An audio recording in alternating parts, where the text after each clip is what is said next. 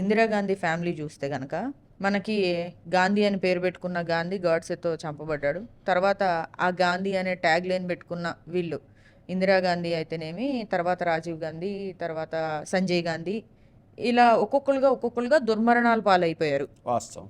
మరి ఇప్పుడు వీళ్ళకి పితృదోషాలు ఉన్నట్ట? 100కి 100% పితృదోషములు ఉన్నట్టే లెక్క. వాస్తవంగా చెప్పాలి అని అంటే జవహర్లాల్ నెహ్రూ గారి తండ్రి మోతీలాల్ నెహ్రూ. నెహ్రూ గారి తండ్రి నుంచి మనం తీసుకొని ఉంటే అక్కడ ఉన్నటువంటి కొన్ని దోషాలు అనేటువంటివి ఉండడం వల్ల వీరు చాలా పెద్ద రోగముతోనే బాధపడుతూ మరణించారు నెహ్రూ గారు. పితృశాపం ఉంటేనే అలాంటి రోగముతో బాధపడుతూ మరణిస్తుంది. ఎవరైనా నేను చెప్పడం కంటే గూగుల్లో సెర్చ్ చేసుకుంటే ఏ వ్యాధితో మరణించారు నెహ్రూ గారు అని తెలిసిపోతుంది. అదేమీ రహస్యం కాదు, అది అందరికీ తెలిసిందే. ఆయన తర్వాత ఆయన సంతానం ఇందిరాగాంధీ ప్రైమ్ మినిస్టర్ అయ్యారు. అంటే ఒకటి చూడండి, పితృదోష ప్రభావం ఉన్నప్పుడు దుర్మరణం కలిగితే అది మారుబలిని కోరుకుంటుంది. అంటే మళ్ళీ ఇంకొక తరంలో అటువంటిది కలుగుతుంది. ఇందిరాగాంధీ గారు మరణించడం జరిగింది. అంతకంటే ముందు సంజయ్ గాంధీ విమాన ప్రమాదంలో మరణించారు. అర్థమైంది కదమ్మా?